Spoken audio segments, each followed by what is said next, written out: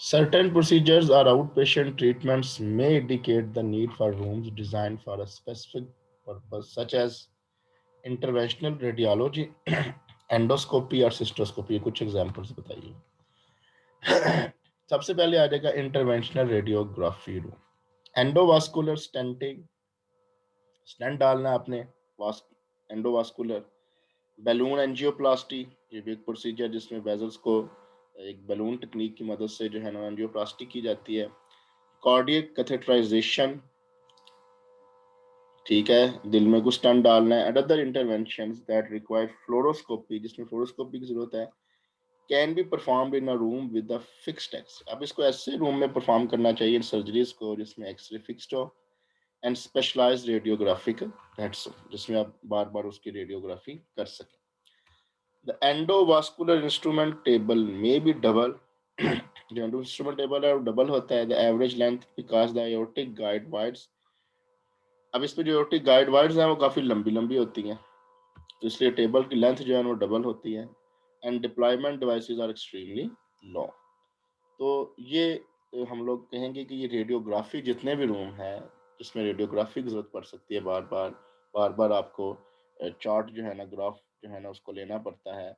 आमतौर पे most probably जो हार्ट से रिलेटेड सर्जरी के प्रोसीजर्स हैं वो इसमें आ जाते हैं, या जिसमें फ्लोरोस्कोपी की जरूरत हो तो एक्सरे वगैरह फिक्स्ड इक्विपमेंट ऑपरेशन थिएटर में होने चाहिए, या रेडियोग्राफिक बेड्स होने चाहिए। तो इसके लिए एक स्पेशल रूम आपको डिजाइन करना पड़ेगा। Cardiac catheterization, angioplasty, and stenting may be performed within a surgical suite in a room equipped for fluoroscopy. ये सारे प्रोसीजर यहाँ पे हो सकते हैं। Imaging screens are located near the heads of the operating bed, तो ज़ाहिर इमेजिंग स्क्रीन की जरूरत है तो वो भी ऑपरेटिंग बेड के हेड के साथ जो है मौजूद होनी चाहिए। Are on an articulated arms directly across the operating room bed to allow the surgeon and the team to visualize the coronary arteries during the procedure। क्योंकि इसमें साथ साथ वीडियो चलनी चाहिए, तो वो कहता है कि आर्टिकुलेटिंग आर्म्स, ये भी पॉसिबल है कि वो सीलिंग माउंटेड हो, या वो ये भी पॉसिबल है कोई एक बड़ा सा इंस्ट्रूमेंट हो, उसकी जो आर्टिकुलेटेड आर्म्स है वो डायरेक्टली सर्जन के विजन के सामने आ जाए, ताकि वो साथ साथ उसको जो है ना विजुअलाइज कर सके। जब प्रोसीजर परफॉर्म करना है, कोरोनरी आर्टरीज में अगर स्टंट डालना है, जैसे कार्डियक कैथेटराइजेशन कहते हैं, एंजियोप्लास्टी कुछ भी करना है, तो इस सारी कंडीशंस में वो कहता है कि उसको जब विजुअलाइजेशन की जरूरत पड़ती है, वीडियोस कैमरा की इमेजिंग स्क्रीन की जरूरत पड़ती है, तो वो आर्टिकुलेटिंग आर्म्स की मदद से सर्जन के सामने हो। सर्जन को मोस्ट प्रोबेबली ज़्यादा जो है ना वो मुड़ के देखने की जरूरत नहीं पड़ेगी। तो मोस्ट प्रोबेबली जो रोबोटिक सारे रूम्स हैं उनमें भी ये जो है ना वो आ जाता है room. Monitors, suction, oxygen and cardiopulmonary resuscitation equipment. अब ज़ाहिर है ये हार्ट के ऑपरेट्स हो रहे हैं, इनमें ये चीज़ें बहुत ज़रूरी हैं, जिसमें मॉनिटर्स हैं, सक्शन है, ऑक्सीजन है, और सीपीआर के जो जितने भी इक्विपमेंट, जैसे डिफिब्रिलेटर कहते हैं, are available in this room for each cardiac catheterization procedure. किसी भी टाइम जो है ना वो प्रॉब्लम आ सकती है, इसलिए सीपीआर की जरूरत जो है ना उसके इक्विपमेंट की जरूरत पड़ सकती है।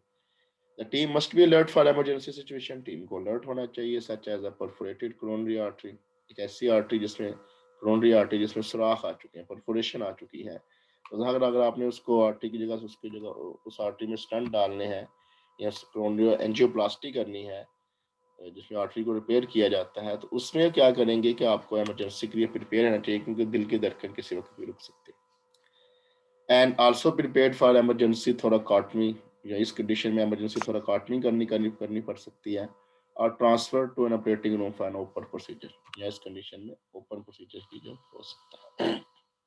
तो पहले आप जो एंजियोप्लास्टी है मोस्ट प्रोबेबली उसमें आपको हार्ट को ओपन नहीं करना पड़ता। ये परफोरेटेड कोरोनरी आर्टरी टेक्निक में जो है ना वो ये एक रूम दिखाया गया है जिसे इंटरवेंशनल ऑपरेटिंग रूम कहा गया है। इसमें देख सकते हैं कि ये आर्टिकुलेटेड आर्म्स हैं, ये तो सीलिंग लाइट्स हैं, ये इतने ज़्यादा इमेजिंग स्क्रीन यहाँ पे पड़ी हुई हैं जो कि आर्टिकुलेटेड हैं। ये देखिए इसमें सीलिंग माउंटेड है, ठीक है, सेंटर में ऑपरेटिंग पैड है। यार ये कैबिनेट्स दिखाई गई हैं, इसमें भी उन्होंने जो है ना कैमरा स्क्रीन जो है ना वो लगी हुई हैं। ये एक सिंपल वर्ड्स में कह लें कि इन इस सारे प्रोसीजर्स में जिसमें भी फ्लोरोस्कोपी की, रेडियोग्राफी की, या इमेजिंग स्क्रीन की जरूरत पड़े, उसको आप ये वाला रूम जो है ना वो दे सकते A minimal invasive surgery room. Some rooms are equipped specifically for laparoscopic procedure. यानी कि मिनिमल इन्वेसिव सर्जरी रूम वो होते हैं जिसमें आप लोग जो है ना कैमरास के जरिए, जिसे हम लोग आम अल्फाज में कहते हैं ना कैमरे वाला ऑपरेशन है, लेप्रोस्कोपिक प्रोसीजर्स हैं, तो ये परफॉर्म होते हैं with ceiling बूम्स in the four quadrants of the room for endoscopic light. तो यहाँ पे कहता है सीलिंग बूम्स में चार हिस्सों में एंडोस्कोपिक लाइट्स जो है ना वो मौजूद होनी चाहिए। Sources, camera boxes and insufflators. Camera boxes भी, इंसफलेटर्स आपको पता है कि ये हम लोग जो है ना जितने भी ये प्रोसीजर्स होते हैं आम जब ऑपरेशन थिएटर में करते हैं तो बड़ी सी मशीन इंसफलेटर को लेके आना पड़ता है। कैमरास के लिए हम एक बड़ा सा कह लें कि वीडियो कैमरा जो है आमतौर पर मोनीटर कह लें, पुराने ज़माने में आपका खैर एलसीडी यूज़ होती है, वो उठा के ला के एक बड़े से टेबल के ऊपर रखनी पड़ती है। या एंडोस्कोपिक लाइट सोर्सेज के लिए भी हमें कह लें कि वो स्पेशलाइज किस्म के एक इंस्ट्रूमेंट जो है ना वो लेके आना पड़ता है, जिसे लाइट सोर्स कहते हैं। ठीक है, अब ये चारों चीजें जिनका भी मैंने डिस्कस किया, अगर ये बेहतर है कि ये सीलिंग्स के साथ अगर अटैच हों चार क्वाड्रेंट्स में, तो बेस्ट है कि वो फोर हिस्सों में, चार हिस्सों में सीलिंग के साथ ये चीजें अटैच हों, और जब जिस चीज की जरूरत हो तो उसको हम लोग वहां पे यूज कर सकते। यानी कि अगर आप वहां पे लाइट सोर्स है तो आप उसके साथ अपना इंस्ट्रूमेंट की लाइट सोर्स वाला जो है आपका वो अटैच करें, वहां से लाइट लेके आप लेप्रोस्कोपी के लिए जब उसको पेट में अंदर सुराख करके अंदर जाया जाता है लेप्रोटमी के लिए, सॉरी लेप्रोस्कोपी के लिए एब्डोमेन में, तो इजीली हो जाएगा कि वहां से आप इनसाइड व्यू जो है ना वो ले सके, बजाय इसके कि आप इंस्ट्रूमेंट को घसीट के वहां पे लाए। यही हिसाब है कि जब हम लोग लेप्रोस्कोपी करते हैं तो हम लोग जो है ना एब्डोमेन को काफी ज्यादा हद तक उसमें जो है इंसफुलेशन कर लेते हैं, कार्बन डाइऑक्साइड CO2 उसमें जो है ना हम लोग फिल करते हैं ताकि जो एरिया है वो बढ़ जाए और जो विजन है इनसाइड की with the help of cameras जो है ना वो क्लियर नजर आए। तो इंसफलेटर्स की भी एक स्पेशल मशीन होती है, लेकिन अगर यही चीज सीलिंग माउंटेड हो तो आप इजी होगा आपके लिए उसको परफॉर्म।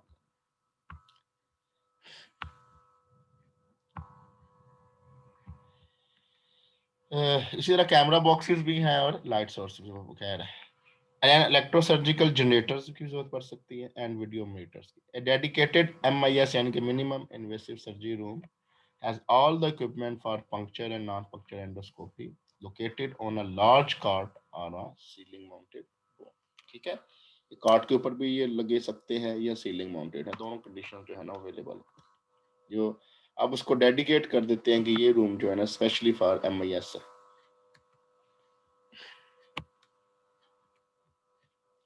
उसके बाद एंडोस्कोपी, जो ये स्पेशलाइज्ड एंडोस्कोपी रूम्स होते हैं, ये क्लास A डिजाइंड होते हैं। अब ये एंडोस्कोपी वो वाली लेप्रोस्कोपी वाली एंडोस्कोपी नहीं है, उसके लिए तो हमने मिनिमल इन्वेसिव सर्जरी रूम पढ़ा है। ये वो वाली एंडोस्कोपी है जिसमें आप सिग्माइडोस्कोपी, कोलोनोस्कोपी, या आप कह लें ब्रोंकोस्कोपी, गैस्ट्रोस्कोपी, स्पेशलाइज्ड कह लें बॉडी ओपनिंग से अगर आप करना चाहते हैं, ऐसे गैस्ट्रोस्कोपी नहीं होनी चाहिए, तो स्पेशलाइज्ड अगर बॉडी ओपनिंग से अगर आप जो बॉडी के नेचुरल ओपनिंग से जो एंडोस्कोपी करते हैं, इनके लिए भी डेजिग्नेटेड स्पेशल क्लास एक टाइप का रूम जो होना चाहिए। Equipment for non-puncture endoscopy is usually affixed to mobile carts so they can easily be transported to a regular operating room। अच्छा, यहाँ पे भी इक्विपमेंट जो है वो पंक्चर एंडोस्कोपी के लिए भी मौजूद है जब पंक्चर करनी पड़ती है।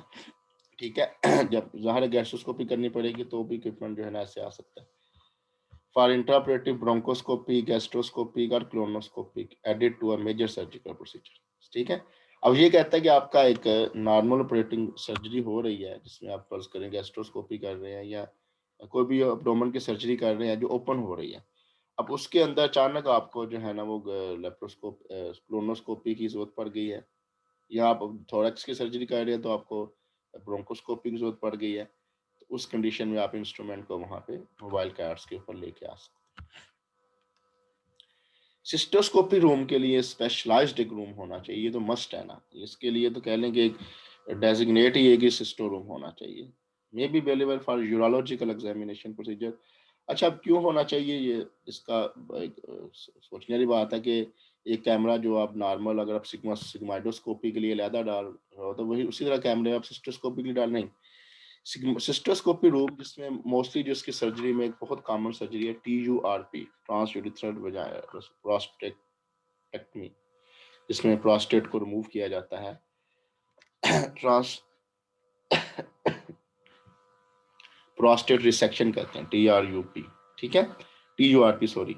अब TURP में क्या होता है कि बहुत ज्यादा हद तक जो है ना हम लोग जो है ना उसमें इंसिजन एरिया को क्लीन रखने के लिए, क्योंकि ये ट्रांस यूरिथ्रल जो है कैमरा डाला जाता है, तो इस कंडीशन में जब इंसिजन एरिया को रखने के लिए हम लोग वहाँ पे बहुत ज़्यादा हद तक कह लें कि नॉर्मल स्लाइन को यूज़ करते हैं, उसको इंजेक्ट करते रहते हैं विद द हेल्प ऑफ वो जो कैमरा जो सिस्टोस्कोप है उसके अंदर एक स्पेशल चैनल बना होता है जिसके अंदर से वो जो है ना वो अब कह लें कि एटलीस्ट वहाँ पे कोई एक नॉर्मल TURP प्रोसीजर्स के लिए कोई 15-20 नॉर्मल स्लाइन की बोटल्स जो कि यूज़ हो जाती हैं, इसमें सर्जन जो है ना वो कैमरास, लाइट पाइप, ये सारा कुछ एक ही सिस्टोस्कोप की मदद से जाएगा और साथ साथ उसको जो है ना वो प्रोस्टेट की रिसेक्शन करेगा। अब ये सारा कुछ चक्कर होता है, तो ज़ाहिर है इसमें एक स्पेशलाइज्ड प्रोसीजर इस लिहाज से अवेलेबल होना चाहिए कि सिस्टो कार्ड्स, सिस्टो की जो भी जो है ना, जैसे अभी मैंने बताया नॉर्मल स्लाइन है,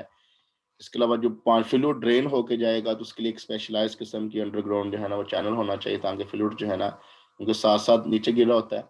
हम वहाँ पे क्या करते थे जब ऐसा प्रोसीजर होता था, हम नीचे वो बास्केट रख लेते, लेकिन बास्केट रखना नीचे एक इंतहाई गलत सिस्टम है, उसको हम एक्सेप्ट तो नहीं करेंगे। इसलिए अगर वही फ्लूइड जो कि साथ साथ यूज हो रहा है और साथ साथ वो जमीन के ऊपर गिर रहा है, अगर उसके लिए एक स्पेशल चैनल बना दिया जाए कि वो पानी जो है ड्रेन्स के जरिए जो है ना वो वापस जो है ना वो ऑपरेशन थिएटर से निकले, इस लिहाज से सिस्टोस्कोपी का एक स्पेशल रूम होना चाहिए। Ideally, the room should be class A or class B size, located in restricted area. Those are one. Waste fluids are collected in special canisters and are disposed of like other biological contaminated fluids. यहाँ पे जो waste fluids निकलते हैं during cystoscopy, इनको आप special कनिस्टर्स में अगर आप हासिल कर सकते हैं तो करें, तो इसको आप एज अ कंसीडर करेंगे एक बायोलॉजिकली कंटामिनेटेड फ्लूइड्स है। The older cystoscopy rooms may be equipped with a special floor drains. ये जरूरी चीज है, अच्छी चीज है। For the disposal of fluids during the procedure, the drain must be removable for cleaning. इसको आप निकाल सकते हैं क्लीन करने के लिए, ये भी जरूरी है। Modern styles have eliminated this drain for infection control. कुछ आजकल के डिजाइन में इसको निकाल दिया है, लेकिन एटलीस्ट नीचे बास्केट रखने से तो ये फिर भी बेहतर है। The sister room is also equipped with X-ray and fluoroscopy machine because many procedures require the use of intravenous or urethral contrast media to visualize the kidney, ureter and bladder. Contrast media होता है जिससे वो CT scan करने से पहले भी एक contrast media डालते हैं जब जब भी वो ब्लैडर की स्कैन लेना चाहते हैं, सीटी स्कैन करते हैं। इस लिहाज से इनको भी विजुलाइज करने के लिए किडनी, यूरेटर, ब्लैडर के लिए मस्ट है कि आपके पास एक कंट्रास्ट मीडिया जो है ना वहाँ पे यूज होता है। इसलिए एक्सरे या फ्लोरोस्कोपी या सीटी स्कैन की मशीन वहाँ पे मौजूद हों तो बेस्ट है। Some urologists are use ultrasonic equipment, lasers and electrosurgery to perform minimal कुछ ये भी काम करते हैं। A portable cysto cart should be available for dispatch from the cysto room when a procedure in the main operating room requires placement of urethral catheters, stents or cystoscopic examination. अच्छा कहता है कि सिस्टो रूम के अंदर आपको एक सिस्टो card हर वक्त available रखनी चाहिए। जब नॉर्मल प्रोसीजर जो किसी और सर्जरी रूम में हो रहा है, जो आपका मेन ऑपरेटिंग रूम में हो रहा है, वहां पे आपको अगर सर्जन को अचानक यूरेट्रल कैथेटर की जरूरत पड़ सकती है, स्टेंट की जरूरत पड़ सकती है, सिस्टोस्कोपिक एग्जामिनेशन की जरूरत पड़ सकती है, तो वहां से आप सिस्टो रूम से सिस्टो कार्ड को मूव करा के जो मेन ऑपरेटिंग रूम जहाँ पे कोई और प्रोसीजर चल रहा था वहां पे इसको यूज कर सकते हैं। The card should be equipped with the light source, sterile camera, video meters, sterile cystoscopes. ये चीजें यहाँ पे मौजूद होंगी। उसके बाद ये तो कॉमन सी बात है कि सी सेक्शन के लिए, सिजेरियन के लिए एक नॉर्मल अलहदा डिलीवरी रूम होना चाहिए। इसकी लातदाद रीज़न है, पेशेंट की अपनी कह लें प्राइवेसी है, बहुत ज़्यादा रीज़न है, आपको इसका खैर अंदाज़ा होगा। Most facilities that have obstetric departments have a self-contained operating room within the delivery suite. अपना एक इनका डिलीवरी सूट होता है। एक तो होता है ना NVD, नॉर्मल डिलीवरी, उसके लिए भी अलहदा रूम और सिजेरियन डिलीवरी के लिए अलहदा रूम। ये तो खैर कह लें कि एक आम से भी ऑपरेशन थिएटर में, एक आम से भी हॉस्पिटल में, DHQ में भी सी सेक्शन के लिए अलहदा रूम होता है। लेकिन ऐसा भी होता रहा है कि ये सारे काम जनरल रूम में भी होते रहे हैं और होते हैं, अभी भी होते हैं। लेकिन ये आप गवर्नमेंट ने इसको सेपरेट कर दिया है कि ये सिजेरियन डिलीवरी रूम जो है ना सेपरेट होना चाहिए। जहाँ पे मेल स्टाफ की बजाय फीमेल स्टाफ ही होना चाहिए मोस्ट प्रोबेबली, जो इनसाइड द उसको असिस्ट करवाता है, या किसी भी जो कि सर्जिकल फील्ड में रहता है तो फीमेल ही वहाँ पे होनी चाहिए। जो हमारे जो एलिगेशन है इसके ऊपर, मस्ट है बीइंग रोटी टेक्नोलॉजिस्ट, लेकिन ऐसा होता नहीं है, लेकिन ऐसा होना चाहिए। The few differences from of the cesarean delivery room include resuscitation supplies and equipment for the newborn. क्या क्या चीजें वहाँ पे होनी चाहिए? न्यूबॉर्न है, पैदा हुआ, तो उसके लिए वहाँ पे बेबी वार्मर होना चाहिए, उसके लिए रिससिटेशन सप्लाईज होनी चाहिए। उसके साथ जो बेबी वार्मर होता है, बेबी वार्मर के बिल्कुल साथ कह लें कि वो पड़ा होता है, उसके साथ अटैच होता है रिससिटेशन सप्लाईज। अचानक उसको ऑक्सीजन की जरूरत पड़ गई, न्यूबॉर्न बेबी को, उसको रिससिटेशन की जरूरत पड़ गई, तो ये सारे इक्विपमेंट्स जो है ना वहाँ पे उस बेबी वार्मर के साथ अटैच होते हैं। And specialized warming, warming bed जो है ना उसका स्पेशलाइज तैयार किया जाता है, ये भी है मौजूद होता है हर ऑपरेशन थिएटर में जहाँ पे भी सी सेक्शन हो रहा है। इवन कि इसके अलावा that can be used to transport the baby to the special care nursery. अच्छा, इसके अलावा जो मैं आपको एक्स्ट्रा चीज़ें बता दूं कि बेबी के फुटप्रिंट के लिए यहाँ पे चीज़ें ज़रूरी हैं।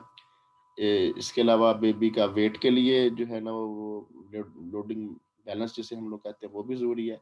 क्यों ज़रूरी है? क्योंकि आप बेबी का वेट करके, बेबी के फुटप्रिंट करके ओटी से ही निकालेंगे, इन एनी केस के कहीं भी उसकी जो है ना मिक्स अप ना हो जाए। तो ये बहुत ज़रूरी है कि ये चीज़ें उसी सी सेक्शन रूम के अंदर ही मौजूद होनी चाहिए। Any question?